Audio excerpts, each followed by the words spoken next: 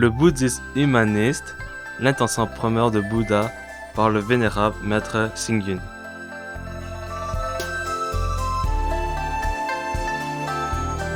Théâtre et danse. Le plus célèbre des opéras chinois est sans doute le Kuntu, originaire de Kunshan à Suzhou, qui a donné naissance aux autres opéras tels l'opéra de Pékin, l'opéra de You et l'opéra cantonais. En réalité, le Kuntu est issu de l'œuvre théâtrale Le Miroir de l'origine, écrit par le vénérable Zida de la dynastie Ming. La plupart de toutes ces pièces de théâtre reflètent l'idéal et la vie réelle et exprimant l'esprit de loyauté et de piété filiale chinois. On peut dire que, hormis l'éducation des écoles ordinaires, le théâtre est devenu la meilleure forme éducative pour la société et le peuple. Le bouddhisme humaniste suit aussi l'enseignement du Bouddha et utilise des méthodes différentes pour purifier le cœur de l'homme et la société. Par exemple, la biographie de Bouddha a été adaptée à l'opéra, au roman, à la radio et au théâtre et diffusée dans le monde entier.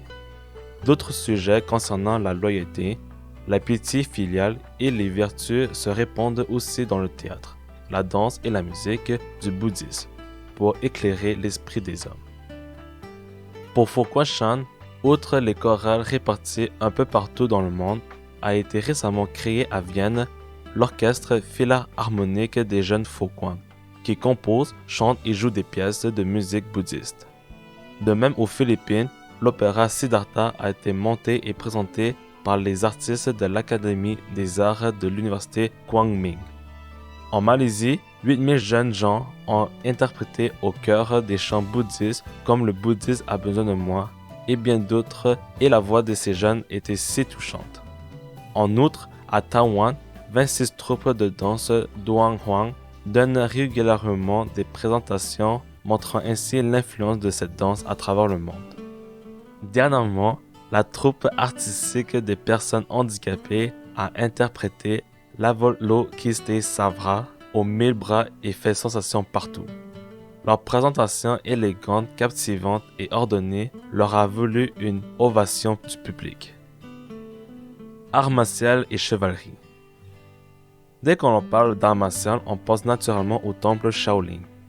Selon la légende, les techniques de combat de Shaolin furent inventées par les patriarches Shan Bodhidharma, offrant à l'art martial une place importante dans la culture chinoise et influençant fortement son développement.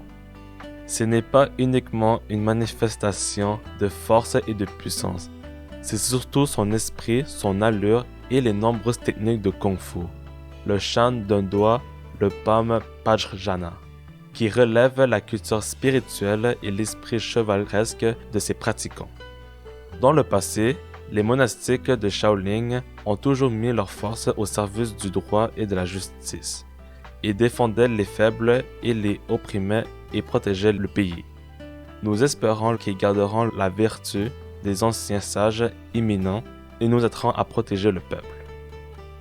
Ensemble, les contributions envers la nation et la société, le développement de la nature humaine et le rehaussement de l'éducation du bouddhisme humaniste ont reçu l'approbation et le respect du monde entier. Ce que nous mentionnons ici n'est qu'une partie infime. Nous devons savoir que la beauté de l'art bouddhiste est un trésor inépuisable de la culture chinoise. Il mérite d'être glorifié. Tel est notre plus grand souhait.